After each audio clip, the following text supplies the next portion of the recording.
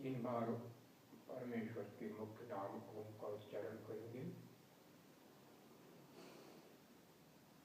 और जितना कुछ आपने अभी ग्रहण किया है, तो जो कुछ मैंने जीवन में उपलब्धि प्राप्त की है, अब इस समय में अत्यंत सार रूप में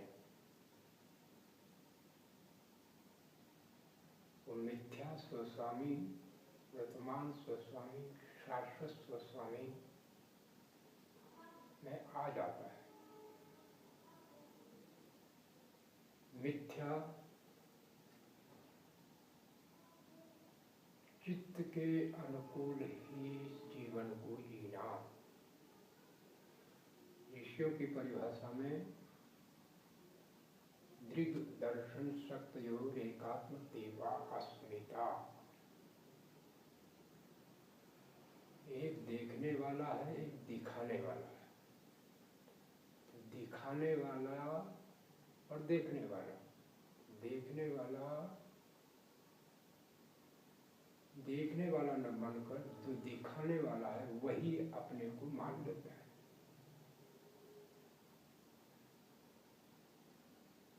और ये जो बातें आपको मैं बता रहा हूँ,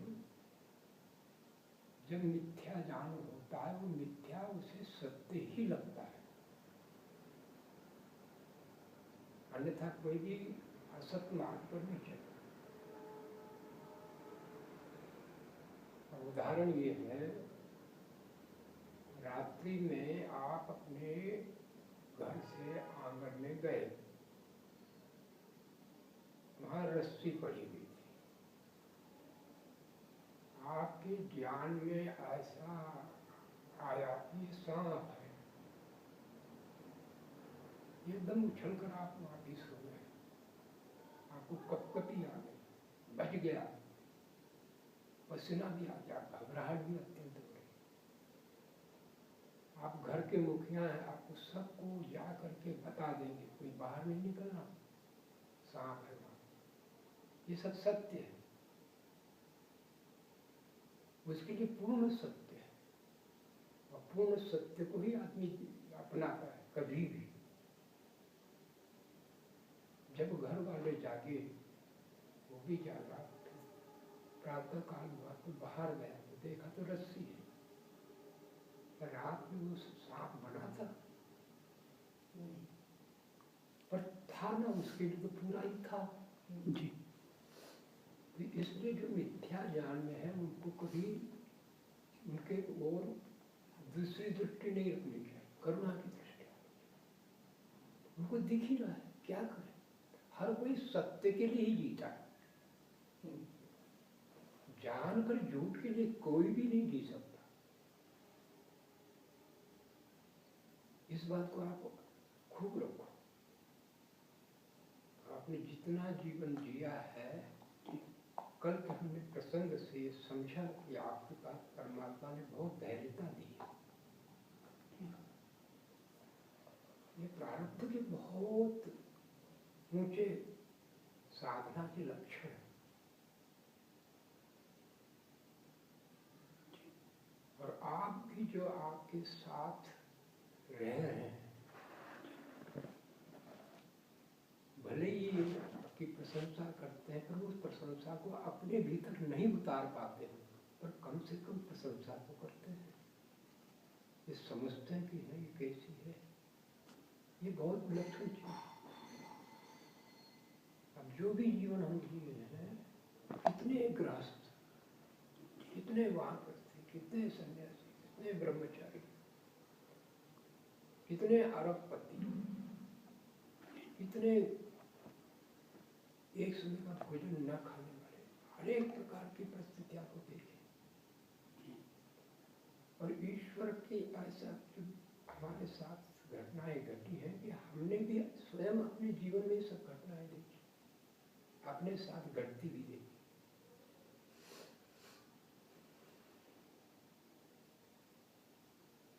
तो आज जो आपको बताया जा रहा है, जिन 15 दिन में बताया जाएगा, तो आपने व्यग्रता नहीं लानी है, हमने व्यग्रताएं की हुई है।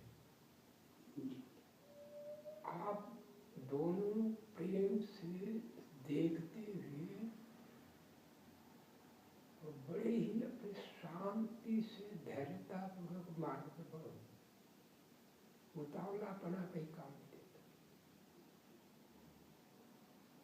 अपनी गृहस्थी को निर्वासना होकर के बिताने का प्रयत्न करो। हमने हर बात को पूरा परिपक्व करके ईश्वर ने ऐसी कृपा की कि हम चले।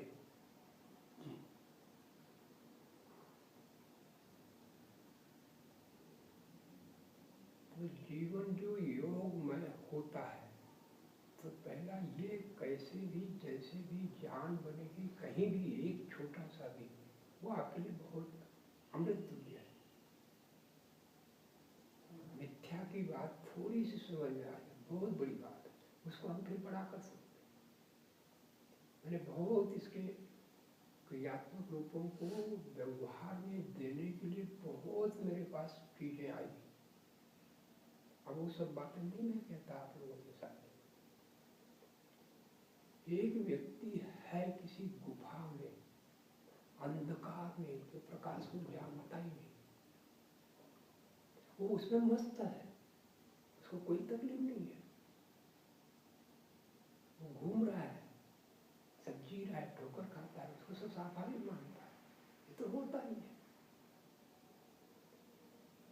परंतु किसी कारण से किसी ने बताया कि प्रकाश होता है। अब उसको क्या मालूम प्रकाश होता है, प्रकाश क्या होता है, उसको अंधकार का अभ्यास ही है।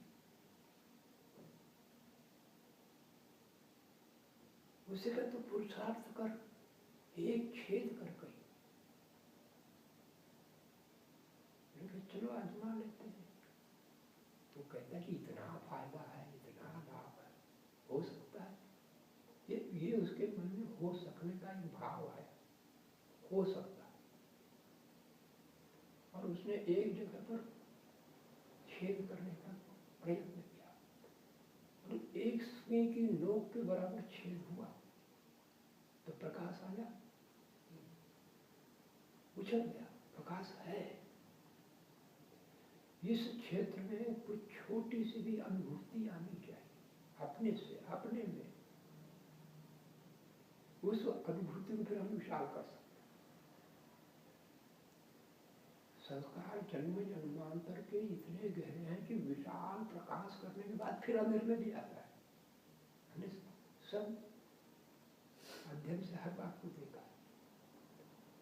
दो महापुरुष हमारे सामने, जीवन में उनको देखा नहीं, पर उनके जीवन है हमेशा। स्वामी सत्यानंद जी हो गए, इन्होंने स्वामी दयानंद जी का जीवन चरित्र लिखा, दयानंद प्रकाश। कितना बड़ा व्यक्ति होगा। बाद में राम शरण, ऐसे ही दूसरे पुरुष में है जिनको स्वामी अखिलानंद जी कहते हैं। वो जब ऋषि दयानंद के समय में थे, तो उन्होंने दयानंद के पास जाकर कहा कि महाराज मुझे आपके समान संतान चाहिए। उन्होंने जो भी दिया हुआ, उन्होंने उसी ढंग से संतान पैदा की। माँ को दूध पीने को देते थे और उसके बाद अपने साथ मातृभाषा संस्कृत प्रकांड विद्वान, सीधा संन्यास। और उन्होंने दयानंद दिग्विजय पुस्तक लिखी, और बाद में जाकर पौराणिक हो गया, इतना होकर भी। तो इसलिए कभी न तो बहुत होने का अहंकार आना, न बिल्कुल सुई के समान छेद मिले तो उसमें अपने को समझने मैंने कुछ नहीं पाया। दोनों बातों से बचना, अतियां कहीं भी ठीक नहीं। आप बड़ी धैर्यता से जी रहे हो, देख रहे हैं आपके स्वभाव में, ये धैर्यता फलवान होती है।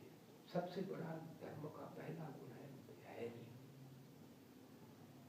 हाँ, जो कुछ होगा होगा, आपको भी कभी लाट हो जाएगी, पर ये वाणी आपके साथ जुड़ी रहेगी तो आपको भी कोई बात नहीं। आंधी हमेशा कभी नहीं रहती, तूफान कभी नहीं रहता सदा, आग भावानंद कभी नहीं रहता सदा, ज्वार भाटा कभी नहीं सदा रहते, बाढ़ कभी नहीं सदा रहते।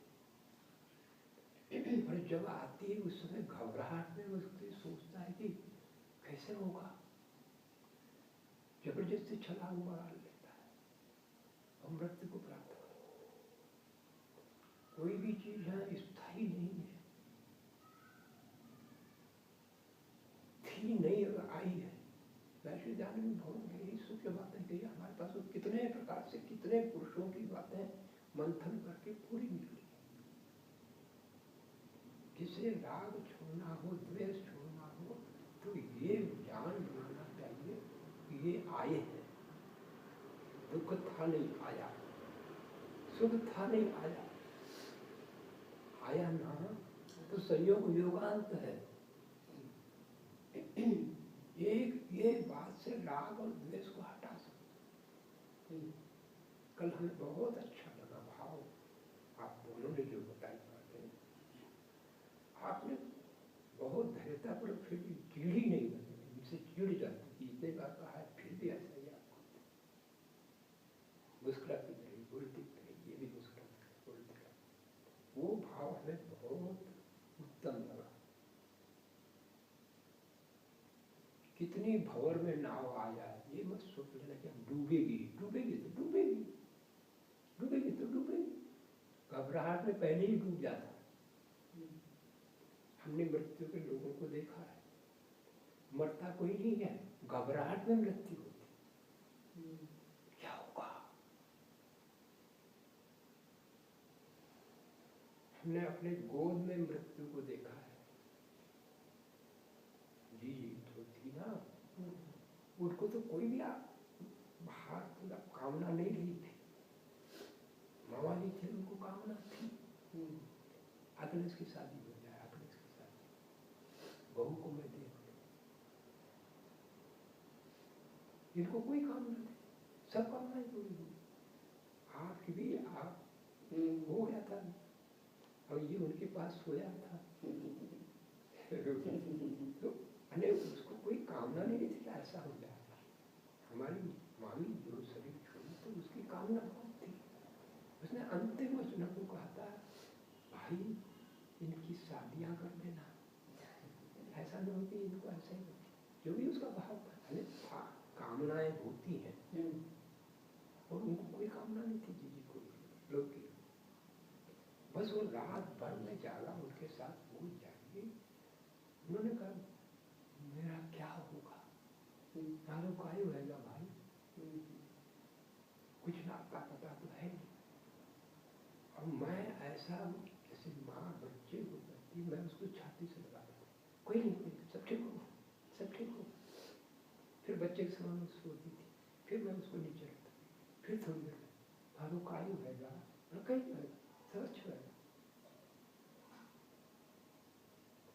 और सभी अच्छी, मतलब वहां से जाने वाले पूछ रहे हैं कैसे जी, ठीक हो भाई,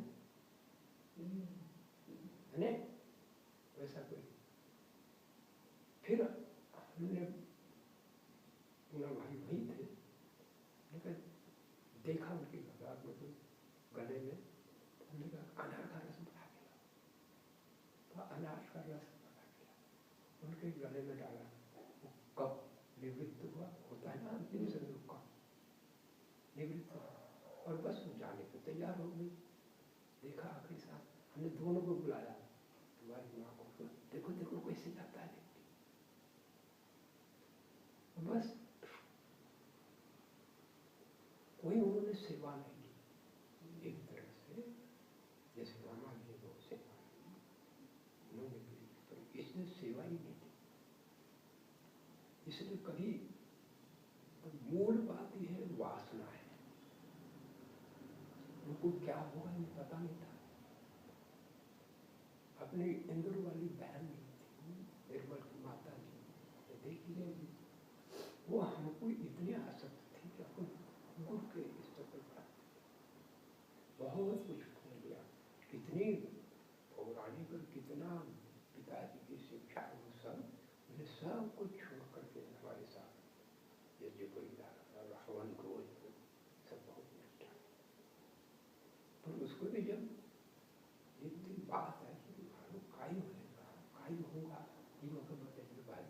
मुझे इतना विश्वास कि मैं जो कुछ बताऊंगा सब हो जाए। मैंने काय घबराते, क्या होगा क्या होगा। अरे भाई भी जाकर हम सुअर को मान लो, तो सुअर को मल मिठाई लगती है कि गंध आती है? अरे हम तो कहते हैं तो तुम्हारे लिए वो उसके लिए तो आनंद है। ईश्वर कभी भी हमारा कोई आनंद नहीं कर रहा है, बड़े आनंद से कीचड़ में उसको कितना आनंद मिला। तुम क्या लोगे मनुष्य? तो इसलिए कुछ भी मत सोचो क्या होगा, होगा वो अच्छा ही होगा। ये सकारात्मक भाव है।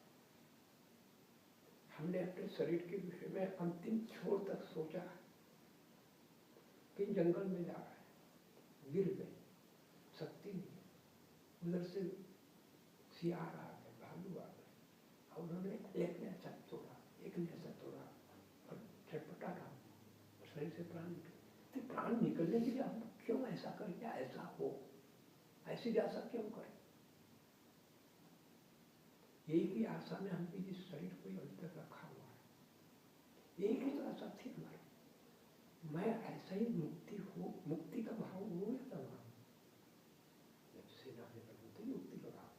अब जा ही रहा हूँ, उसके सब लक्षण घटते रहे, पर हमारा ये भाव था क्या ऐसा शरीर छूट जाएगा तो कोई क्या समझेगा? वो तो सब ये समझेंगे मरा।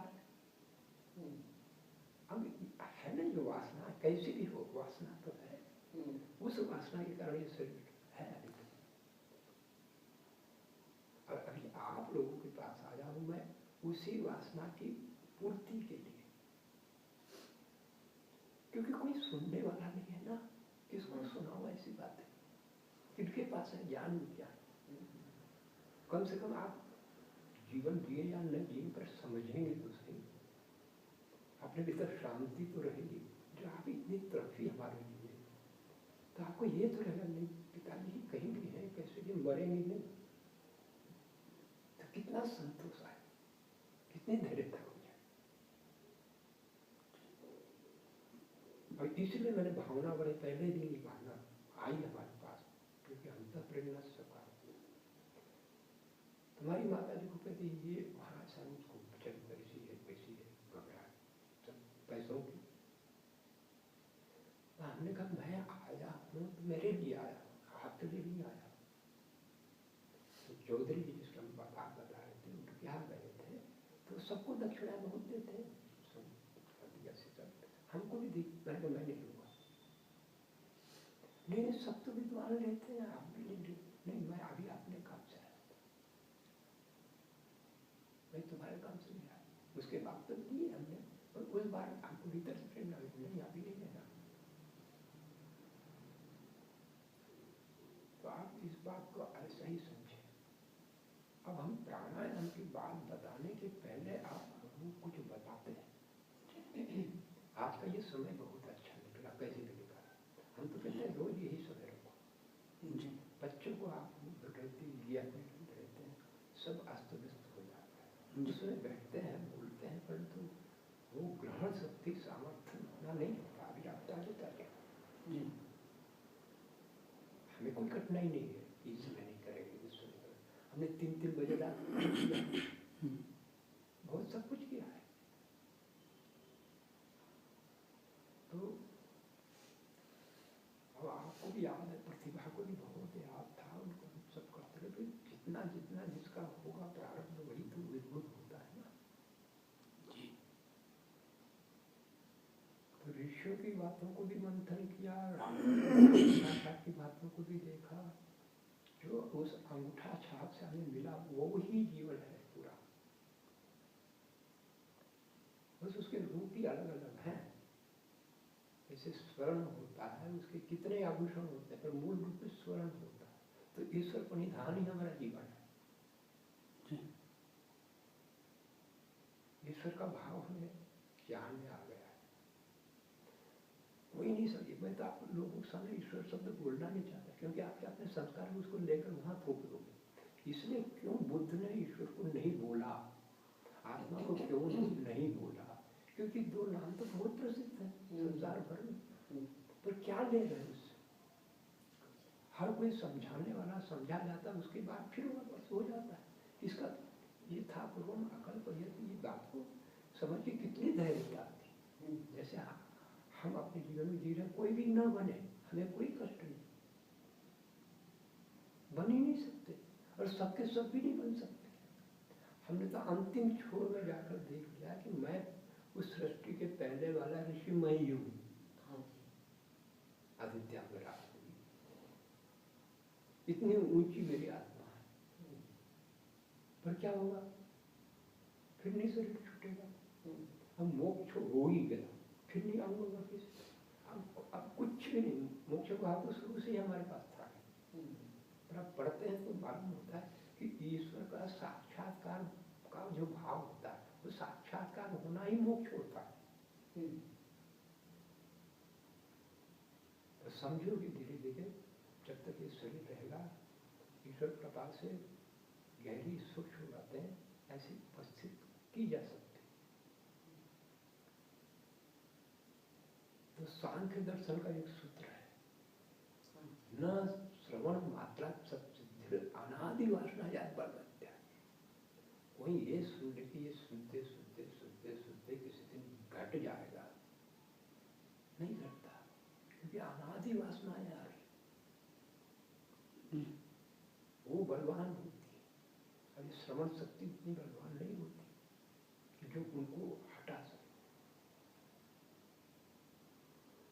न वांग मंत्रम तत्वम चित्त स्थिति, प्रवचन कर रहे हैं, मैं कर रहा हूँ ना, इससे भी सिद्ध नहीं होता। तत्वम चित्त स्थिति और योग दर्शन सबके सभी एक ही बात कहते हैं। हमने तो देख लिया, सबके सभी एक बात कहते हैं, सिर्फ हम ग्रहण करने वालों को अपने अपनी क्षमताओं में अलग अलग लगता है, सबकी एक ही बात है।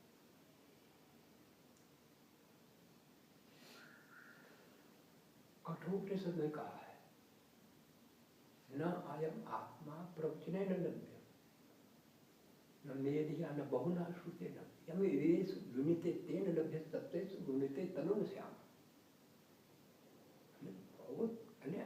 बहुत पुराने संस्कारों के कारण बातें ऐसी पकड़ ले रहा, तो पकड़ कहाँ है?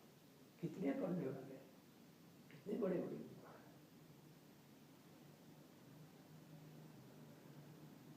यहाँ भी प्रवचन से नहीं होगा सिद्ध, सुनने से सिद्ध नहीं होगा, उसकी जिस पर कृपा होती है उसी को सिद्ध होता है। तो लोगों ने समझ लिया कि होगी कृपा, उसके आगे का जो मंत्र है उसको नहीं ध्यान रहे। ना अविरतो दुश्चरिता ना शांतो ना समाहित ना शांत मनतो अपनी प्रज्ञा ने नहीं वो अपने ये बात को छोड़ दिया। जिस पर कृपा करेगा, तो ऐसे कैसे कृपा करेगा? कोई ऐसा अंधाधुंध नहीं। ना अविरतो दुष्चरिता, जो दुष्ट चरित्रों को नहीं छोड़ता। आध्यात्मिक व्यक्ति का दूसरा चरित्र दुष्ट चरित्र होता है, वासनाओं को नहीं छोड़ता। ना अविरतो दुष्चरिता ना शांतो ना समाहित, जब तक वासना है पुनः शांत नहीं हो सकता।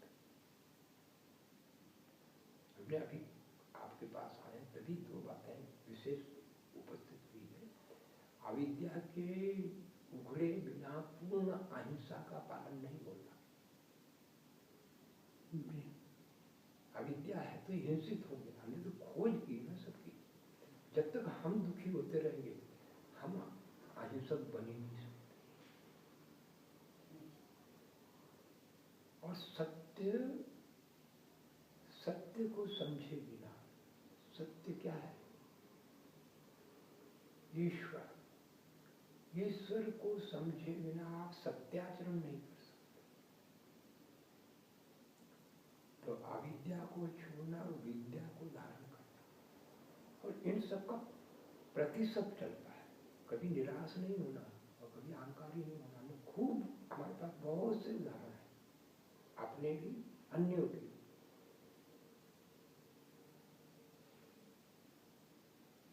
जैसे आपका चित्त मान लो पत्थर हो, इतने दुष्टताएं कर ली हो, अब क्या करेंगे? हमारा तो क्या होना है? कुछ भी नहीं होना है। तो मैं उदाहरण दिया करता हूँ कि नदियाँ चट्टानों पर बहती है तो पानी तो कितना कोमल है, चट्टानें कितनी कठोर है, पर उस पर थोड़ी देर बाद लहरें बन जाती है पत्थरों पर। यानी अभ्यास क्या नहीं करा सकता, अभ्यास क्या नहीं करा सकता। इन्होंने पूछा था, अभ्यास ही सब है, तो कभी छोड़ना नहीं अभ्यास, कभी आलस से प्रभाव नहीं करना। और अभी कष्ट उठा रहे हैं जान के, कहाँ था, पैसों के लिए तो उठा रहे हैं ना, खान पीन के लिए तो उठा रहे हैं ना, संतानों के निर्माण के लिए तो उठा रहे हैं ना। और ये इसमें कोई कष्ट नहीं होना चाहिए, सब होता है, वही तप है। कोई भी महापुरुष को उठाओ देख लो, किसने तो तपस्या की, दयानंद को सब कुछ था, फिर कहाँ को निकला बाहर। गौतम बुद्ध तो पूरा राजा ही था, क्यों निकला बाहर। भारतीय हरि कितने तो उदाहरण है, हर लोगों ने तपस्या की, तपस्या से झड़ता है। अब हमको आप लोग कहते सब कितने कह रहे हैं बैठ जाओ बैठ जाओ, सिर्फ बैठे बैठे मरना क्या मतलब है। वहाँ बैठ जाओ, तुम कितना भी संप्रमण कर लो, बहुत लोग देखे, बाबूजी भाई को आप जानते हो, उनको कुछ भी नहीं था जीवन में, वो अपनी बात सुनाते थे कैसे पैदा हुए थे, घर में मजदूरी नहीं मिलती थी, और एक दिन मजदूरी नहीं मिले तो खजूर ले आए बाजार थोड़ी सी, तो खजूर ला कर देती थी, ये तो बहन ने मेरी खाई तो मिठाई समझी, तो वो खुश हो गई, तो मुझे आंखों से आंसू आ रहे, आज मजदूरी नहीं मिली इसलिए मैं खजूर ले आया। और वो लखपति करोड़पति हुआ, फिर उसका बेटा बाबू में था। वो अंत में जब हम वहाँ गए थे, बुलाया, अंत में हमको ही बुलाया, उसकी शादी में बेटे ने तो गति से नहीं की, फिर बुलाया। वहाँ इतना उस समय में था 5 लाख का पंडाल बना हुआ था, और ऐसे स्टॉल लगी हुई थे जैसे पूरी दुकानें दुकानें लगी हुई, इतना ऐश्वर्य, इतना सब कुछ। पर वो मेरे को न छोड़ो, मेरे साथ रहो। और ये उसको भीतर पाप, मेरा बेटा आसपास नहीं, यहाँ कोई ऐसे होते हैं क्या, बन जाएंगे, तुम तुम्हारे हो सकते जो कुछ हो, किसी को कोई आशा नहीं, न भक्त बनने की आशा, न धनवान बनने की आशा, न बलवान बनने की आशा, वो बनेंगे। तुम क्या बन सकते हो उस पर पूरा प्रयास। पति के साथ भी हमने ये भी तो बहुत बड़ी भावना थी हमारी, पत्नी को ऐसा ही बना के देवी बना के, तो उसके पहले ये कैसी भी आगे नहीं देवी बना, पर एक ने हमको फैल करके पास कर दिया। तुम किसी को नहीं बना सकते, तुम खुद बन सकते, उस बनने के बाद कोई बन जाएगा तो वो ईश्वर की बात है, तुम नहीं बनाते। गिरिजानंद ने दयानंद को भरा, नहीं तो वो तोड़ते नहीं इतने, भर दिया कि ऐसा कर।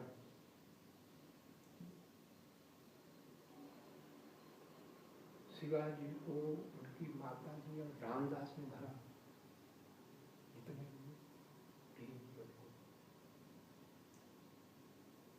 रामकृष्ण परमहंस ने विवेकानंद को भरा, जीवन भर चैन नहीं, हमको कोई भरने वाला ही नहीं मिला, हमको उसी ने भरा, बस मोक्ष ही पाना है। मुझे जो भाव दिखते हैं, क्योंकि ये क्या तृष्णा, ईश्वर को देखूंगा, ईश्वर को देखूंगा, आता न पता न कोई बात नहीं, क्या है। किसी ने इशारा नहीं किया, तो ब्राह्मण बनने का तो इशारा किया, पर वो तो हमको सब कुछ घटा, उसके बाद इशारा हुआ ना। और वो इसीलिए हुआ कि आप दूसरों को कैसे नीचे से ऊपर तक ला सकते, हम संत बड़े भाई बन सकते थे, पूरे आशीर्वाद देने वाले बन सकते, उसी समय सब घटनाएं थी, पर मैं किसी को दे नहीं सकता। इस संत महात्मा को मालूम नहीं, ऐसा नहीं हुआ, नहीं गुरु नानक को नहीं हुआ, कबीर को नहीं हुआ, राजदास को नहीं हुआ, इनको सबको हुआ है, पर ये देने में समर्थ नहीं थे, क्योंकि इनको पिछले जन्म की पूंजी से ही सीधा मिला, ऐसा कोई था। हमको ये सब सिस्टम से हुआ, ये एकदम भी हुआ व्यवहार में सिस्टम। जब पहली बार गए थे गुजरात में स्वामी जी के शिविर में, उसके पहले तो बहुत परिचय हो गया, तो उस समय हमारे जितने विद्यार्थी थे उस समय हमारे साथ में आते थे गुरुकुल में, उनकी सबकी कापियाँ देखी, मैंने पढ़ा और स्वामी जी को सुना। तो मैंने कहा अब वो ईश्वर परिधान वो नहीं है जो मैं उस समय था, जब सेना में जो घटा वो ईश्वर परिधान अब नहीं है, अब तो इतना पढ़ लिया पर है नहीं वो। फिर उसको कैसे लाए वो समझे, कैसे उसको लाया जाता है, उभारा जाता है, सब कुछ है हमारे भीतर।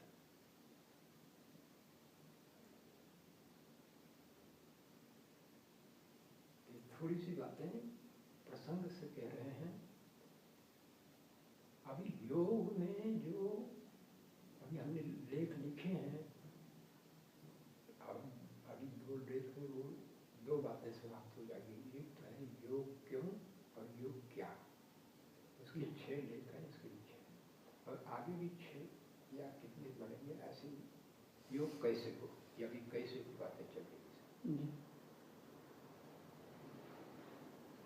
अभी योग क्या पर चल रहा है, तो पहले तो समाधि पाठ दिया है, और समाधि पाठ पढ़ के भी नहीं हो रहा है, तो फिर दूसरा क्रिया योग, क्रिया योग होकर भी नहीं हो रहा है, फिर हमने अष्टांग योग, अब उसको लिखना है अष्टांग योग। तो हमें ये थे ना यार महाराष्ट्र के लोग सन्यासी बन के नाम भूल रहा हूँ, पुणे के पास के वहाँ के थे, आदित्य को अपना गुरु मानते थे और मेरे को गुरु का पिता। तो उन्होंने संन्यास लेने की इच्छा प्रकट की, उनका जवान लड़का पड़ गया था और फिर भी वो अपने दिखे नहीं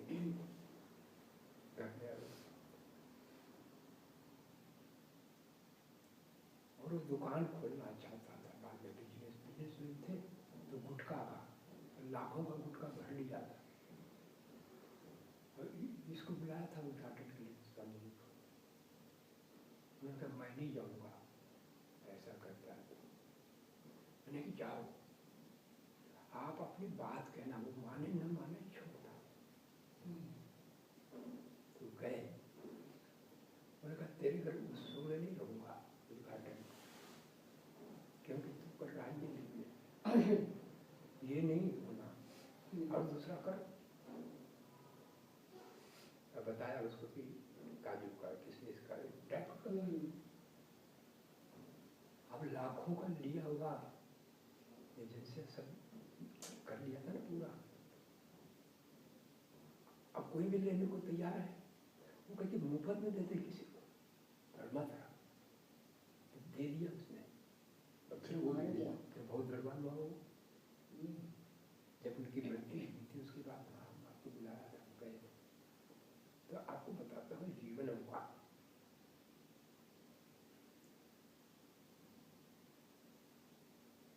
तो जो अष्टांग योग है उसमें जो 5 नियम है वो वही है स्वात्मवत व्यवहार। यदि ये न सीखे तो बाकी और कोई, इसके लिए बहुत हमने प्रयास किया, बहुत अपने आप को बारीक से बारीक चीज में खोद कर देखते हैं कि अब मैं भी ऐसा चाहता हूँ, अब मैं इसके साथ ऐसा कर रहा हूँ, जैसे आप राम हमारे साथ हैं। मैं हर चीज को अपने साथ में जोड़ करके देखता हूँ। सेवक है वो अपना स्तर का है, सब है, पर क्या उसके साथ मुझे वो स्तर बनाना चाहिए, मेरा सेवक कि मेरा साथी, मेरी रक्षा करना। ये भवन बना है सब, किसने ईंट बनाई हुई, उन लोगों ने सब परिश्रम किया और सुखी भोग रहे, उनके लिए झोपड़ियां तो बना दे, भाव नहीं आता। आज जबलपुर में जाते थे तो ये सभी भवन तो सुखी बहुत बढ़िया गाते हैं, बहुत बढ़िया, अच्छा लगता है। हमने तुम यहाँ कामों में बैठे रहोगे, यहाँ हवन करते रहोगे,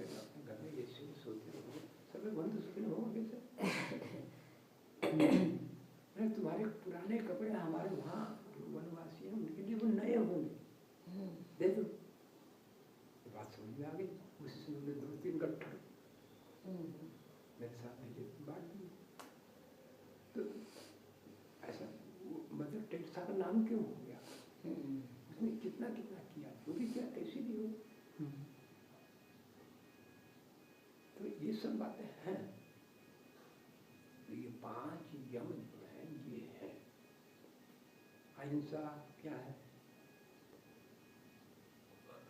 किसी को अकारण दुख न देना, ऋषिमुनियों की छोटी छोटी बात। सबसे प्रीतिपूर्वक व्यवहार करना, बैर किसी से न करना, बिल्कुल छोटी, जिसको विस्तार तो बहुत होता है। सत्य सत्य ही बोलना, झूठ कभी न बोलना।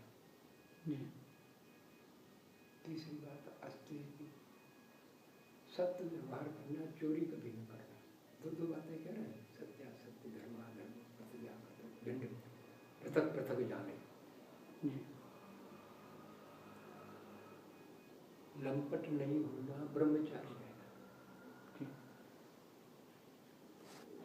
संयमित रहना। विषय आदि दोषों से रहित रहना। ये 5 यमों के विषय में मुझे ऐसी बात हुई। निराभिमानी रहना, अभिमान कभी नहीं करना, अपरिग्रह। अरे जो कुछ भी है वो मेरा नहीं है। निराभिमान का मतलब किसी का दिया मत, हम किसी के दिए कहेंगे कि किसी का पोस्ट बैठे गया बढ़िया दिख रहा है, बढ़िया दिख रहा है, आप ऐसा कहना हाँ मेरा ही है, भाई किसी का है, भले कितनी इज्जत गिर जाए तुम हो ना।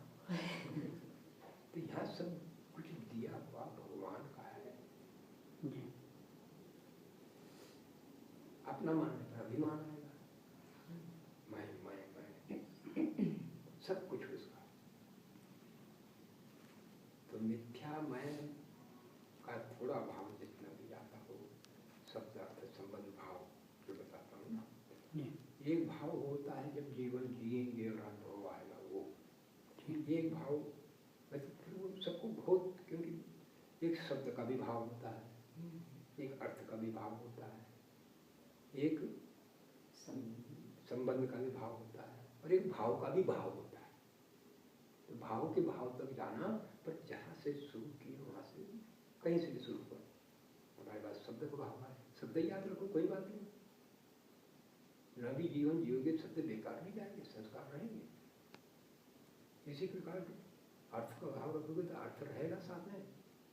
अनादि वासना में जब गड़बड़ वासनाएं ऐसे रह सकते तो ये नहीं रहती। बल्कि तो मुक्ति के संस्कार भी अभी तक है, पूरे के पूरे सब है।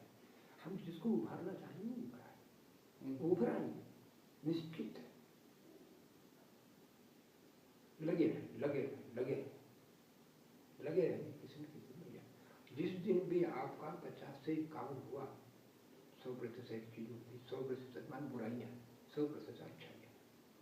आपने बुराइयों को घटाते 50 पर ले आए, और इसको भी बढ़ाते 50 पर आए। अब समतोल हो गया। अब एक इधर बढ़ गई, बुराई 1 घटी 49, और ये होगी 51, बस उस दिन जीत गए। उस दिन वैराग्य हो जाएगा। वैराग्य लाना नहीं पड़ता। ऐसे बाहर की दुनिया से ये नहीं सोचा वैराग्य ऐसा करेंगे, कुछ नहीं करेंगे। अपना अभ्यास करेंगे, जिस दिन हो जाएगा, घट जाएगा, नहीं घटेगा तो नहीं घटेगा, पर लगे रहेंगे। मैं कहता हूँ जो अनुभव बातें 100 झूठ बोलते, मैं तो इतनी छूट देता हूँ अपने साधक को, 100 झूठ बोलता ना, 100 ही बोलना, 101 मत करना। और मैं सच कहता हूँ, जब तुम 100 को गिनने लग जाओगे ना, उस दिन भगवान की प्रेरणा भीतर से आएगी। इस सब को बढ़ने नहीं दे रहा ना, तो एक दिन बात आ जाएगी, सबको मैं घटा सकता हूँ जी, बिल्कुल निश्चित है। ये ईश्वरी प्रेरणा है। कहीं डूब गए हो आप, 99 कर लोगे। 99 किया कि आपकी इच्छा होगी कि 98 कर सकता हूँ, और करते करते आप सुन गए। 99 का फिर ऐसा है, ये 99 का फिर ऐसा है। इसलिए कभी जीवन में ऐसा नहीं सोचना कि आप नहीं उठ सकते। अब क्या करें, मैं तो गिर मान लो इनको किसी ने फंसा दिया, गिर गए, अब तो मैं कैसे जीऊंगा, अब क्या बन सकता हूँ, इतना बोलता हूँ मैं गिर गया, कोई बात नहीं, तुम कहाँ गिरे, वो वासना ने गिरा दिया। अब वासना के साथ झंझट करनी है, अपने गिरने के साथ झंझट नहीं करनी। और वासना के स्वरूप को समझेंगे, बस 40 तो बातें हैं, परिणाम दुख, ताप दुख, संस्कार दुख, गुण वृत्ति दुख, ये एक एक को पकड़ो, एक एक समझ में आता, परिणाम सीधा समझ में आता। रोज इसका ध्यान करो, रोज ध्यान करो। जो मैं आप चलाओ, इतने सरल शब्द निकल रहे हैं कि मालामाल हो जाए। आग को आग से बुझाया जा सकता है, नहीं सीधी सादी बात है ना, नहीं, सबके भीतर उतरने वाली। फिर जो सुख की वासना जाग रही है कि फिर सुख, और फिर मैं सोचता हूँ कि अब बुझ जाएंगे, और बुझा लेता हूँ, और फिर अब नहीं कि भाई आप तो आग से आग बढ़ेगी या बुझेगी, ये जिस दिन भी समझ में आ जाए करते रहो इसको। जिन चीजों में पूरा अधिकार है उसमें क्यों नहीं बल लगाते, काहे को बहुत सी बातें सोचते, जिनमें स्वतंत्र हो आप दोनों। गृहस्थ बहुत बड़ा तप का क्षेत्र है, इसको समान कोई तप नहीं, यहाँ से तपस्या करके जो निकल गया उसको कहीं हार नहीं हो सकती, ये निश्चित तपस्या, ये मैं कहता रहा। तो ये परिणाम दुख, अंत में यही होगा, अंत में यही होगा। जब ये समझ में आ जाएगा, दूसरा ताप दुख से बच जाओ। ताप दुख क्या है, उस परिणाम दुख से बचने के तरीके। नहीं, सुख से किसी दिन संतुष्ट हो जाऊंगा और दुख से किसी दिन निवृत्त हो जाऊंगा, इसलिए साधनों को लाता है। साधनों का एकत्रीकरण है, और साधनों का एकत्रीकरण आप थोड़ा थोड़ा आप विदेश में भी जाने में बहुत अच्छा हुआ। मैं तो चाहता हूँ कि देखें दुनिया को, साधना ऐसी नहीं बनेगी, दुनिया को देख कर फिर बनना। तुम कहीं गए नहीं और ऐसे वैराग्य बनता, वैराग्य नहीं बनता। खूब हर चीज को देखा, भोग को भी खूब देखा, मुझसे नहीं पड़ी, योग को भी देखा मुझसे, फिर उसके बाद समझ में आती बात। तो ये जो परिश्रम करता है, कितना परिश्रम, हमने तो खूब देखा है। तुम गृहस्थी में अब तुमने एक बच्चे को जन्म दिया, दूसरे को जन्म दिया, कितनी कितनी तपस्या करता है। छोटी सी बात है, कितना कष्ट उठाता है। तपस्या इसलिए नहीं कि वो उसके लिए कर रहा। अब प्रतिभा ने कहा था एक बेटा चाहिए, मान लो ऐसा, हमें कर लो, उसको चिंता मत छोड़ दो। एक नहीं, बहुत डर लगता है, बहुत कोई दुख से निकल लो, ये वासना खत्म हो जाएगी, तुम्हारे पति की वासना खत्म हो जाएगी, और वासना तो है तो पैदा नहीं करना चाहते, ये अच्छी चीज थोड़ी। उसके बाद संकल्प कर लेना क्या, अब नहीं, आपस में कभी संबंध बनाएंगे। तो ये डर जो है ना, ये डर नहीं होना चाहिए। दुख से डर करके न करूंगा, वो दुख तुम्हारा कहीं गया थोड़ी, कहीं न कहीं आ गया। तो पाप दुख का मतलब होता है मैं उस सुख से तृप्त हो जाऊंगा, उस दुख से निवृत्त हो जाऊंगा, और उसके लिए पुरुषार्थ कर रहा हूँ। अब बेटी बेटी बनाने का क्या मतलब, उनकी वासना है ना, अब हम तो कुछ नहीं कर सकते, ये ऐसे बन जाएंगे तो मैं तृप्त हो जाऊंगा। अब अपना जीवन तो आप बेटी का देख लिया, बेटी कैसी हमारे सामने गई, वो बेटा एक कैसा, तो हम तो बोल ही जाते ये योग का प्रचार करते हैं अपनी चीज। भाई मैं तो पहले ही सोच लिया था, अखिलानंद का उदाहरण, कि बेटी बेटी मेरे नहीं है, मेरा कर्तव्य इनके साथ करो, क्या बनेंगे उसके लिए मैं क्यों परेशान हूँ। 14 साल तक जो कुछ करना है करेंगे, उसके बाद हम छोड़ दिया अपने भीतर से। और यथार्थ मैं आपको हमेशा ही कहता हूँ कि हमने कभी भाव नहीं आया कि मेरी बेटी या मेरा बेटा, या कुछ भी भाव नहीं आया, पर पूरा हमारा भाव रहा आपके लालन पालन पोषण, उत्तम से उत्तम बने भाव, पर वो आग्रह नहीं रहा। तो भाव खूब रखो, आग्रह मत रखो। क्या पता है कितने घरों में देखा बच्चे शुरू से ही जिनको इतने मंद बुद्धि, बड़े बड़े धनवान लोगों के यहाँ मंद बुद्धि होती है, जीवन भर उनको पालना पड़ता है। अपना बेटा चलता फिरता खाता नहीं, इसे सकारात्मक सोचो बेटी के, नकारात्मक नहीं सोचा।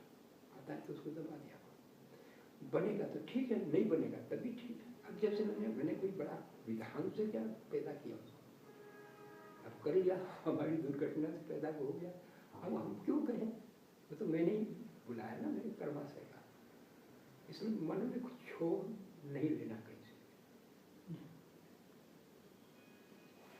तो जो यम है, अहिंसा है, सत्य है, अस्त्य है, ब्रह्मचर्य है, अपरिग्रह है, इनका जो पालन नहीं करता ये क्रिया योग भी सफल नहीं होता। क्योंकि स्वाध्याय है, तप है, ऐसे बढ़िया ये तो नियमों में है। और ऋषि ने कहा जो यमों को छोड़कर नियमों का पालन करता है वो पतित हो जाता है। उसको गहरे क्या पता है, कैसे परिधान क्या होता है, तप क्या होता है, स्वाध्याय क्या होता है। तो इसलिए यमों का जो पालन करेगा तो नियम तो आ जाएंगे। और नियम में तो कितनी सिद्धि है, ये तो कह देते कि यम नम करो, सोच की ही सिद्धि बताई ना। शौचा स्वांग जुगुप्सा परे किंच सत्य सती सोमनस एकाग्र इंद्रिय आत्मदर्शन योग्यता नहीं। पर वो सोच को समझेगा कब, यम है वो सोच को समझाएगा। सोच मतलब शुद्धि और अंतःकरण की शुद्धि, और अंतःकरण की शुद्धि उसके बिना नहीं, तुम्हारे व्यवहार के बिना।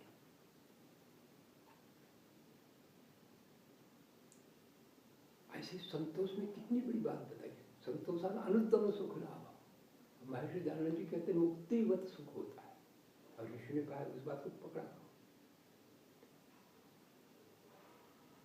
यच्च काम सुखम लोके यच्च दिव्यम महत् सुखम तृष्णा क्षय सुखस्य नारति षोडशी कला।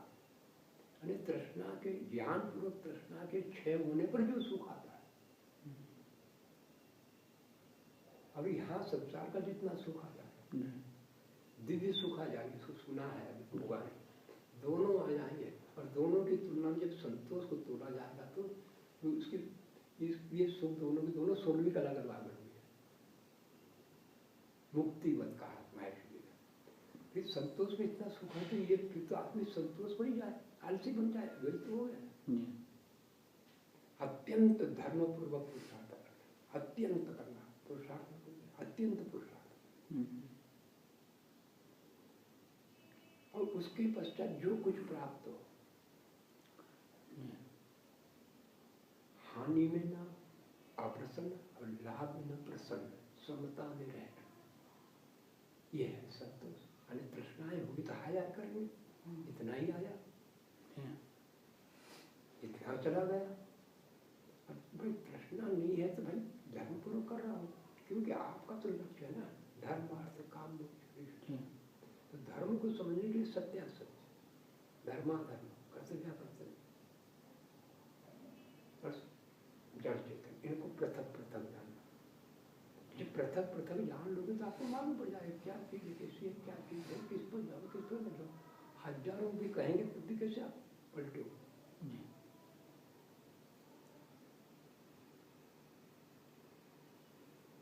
तो आपको बात प्राणायाम की बतानी है, पर अब मैं सोच रहा हूँ कि समय आपका समय हो जाएगा जी। हाँ जी, शाम को ले लेंगे प्राणायाम का। तो ये प्राणायाम, क्योंकि ये पहले भूमिका आपको बताया तो प्राणायाम फिर हाँ जी लाभदायक बनेगा। हाँ जी, नहीं तो प्राणायाम तो खूब करने वाले हैं, खूब करने वाले हैं जी जी, बहुत तक करते हैं। ये आपको ब्रह्मचारी मिला है, वो घर में उधर के मुनि समाज का होता है उड़ीसा में, वहाँ घरों में संत बनते ही रहते हैं। तो उनका एक बेटा था तो वहाँ कुटिया में जाता था, वो पढ़ रहा था, तो माँ बाप टोकते थे भाई वहाँ मत जाया कर, वो जाना छोड़ता नहीं था। तो माँ बाप कहे तो कोई बात नहीं, फिर रात में सोने में लग जाता, सोने में लग जाता रहा। थोड़े दिन टोका, कोई बात नहीं, वो चला ही गया।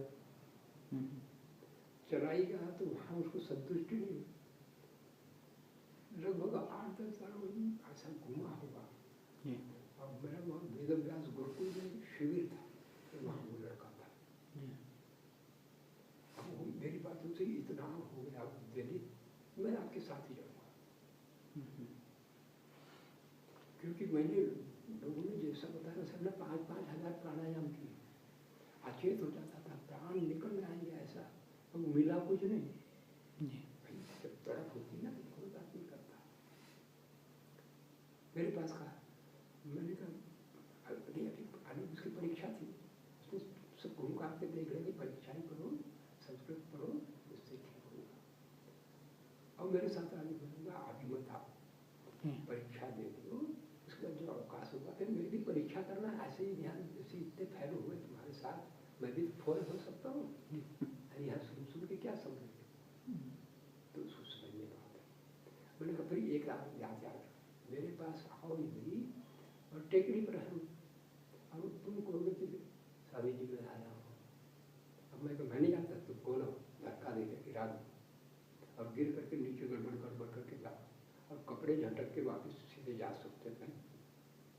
नहीं, भाई भीख मांगने वाला भीख मांगता ना, सब कोई दे देगा, ऐसे फिर दे तेरा भला ना दे तेरा भला। अब मालूम होगा कि व्यक्ति वो नहीं है, वो नहीं तो झटक क्या हो, अभी इतने परखे तो एक भी परख लिया, वो नहीं आता फिर। बहुत बड़ी हिम्मत चाहिए। पर एक बात बताइए,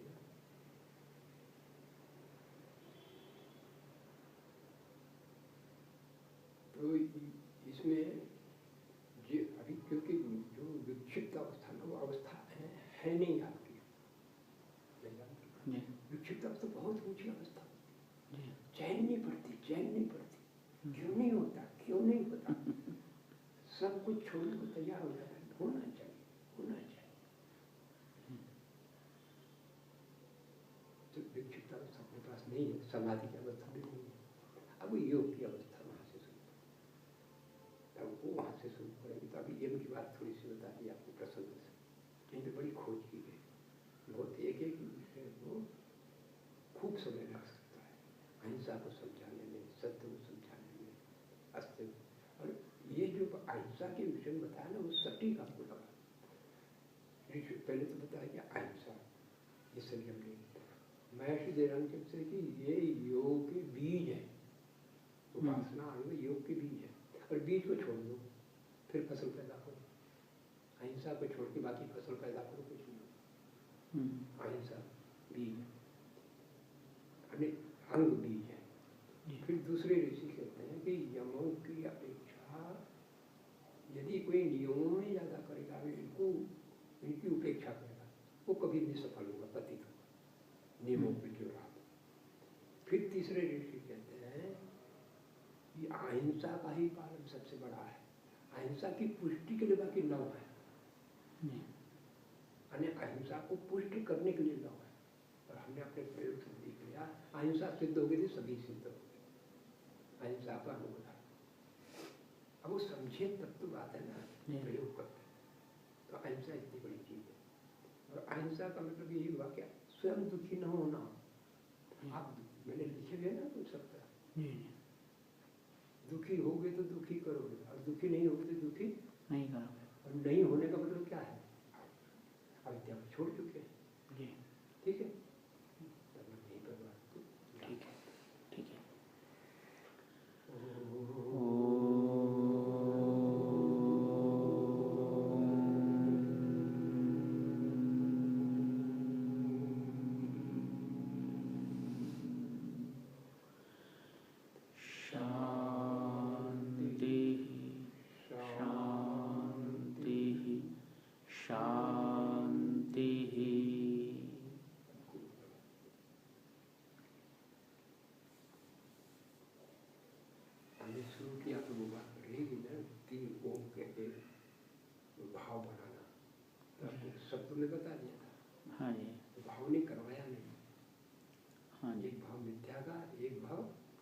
वर्तमान का, मिथ्या मैं और मेरा, वर्तमान मैं और मेरा, और शाश्वत मैं और मेरा, तू और तेरा, तू और तेरा, शाश्वत तू और तेरा। जी, तू तेरा तेरे, जी, कुछ भी नहीं रहा। फिर तो जी संतोष अपने आप ही आ जाएगा। हाँ, वैसे जब अपना एक को पकड़ लो, सारी चीजें कहीं से भी पकड़ो जी, जब पूरी लड़ी है। जी,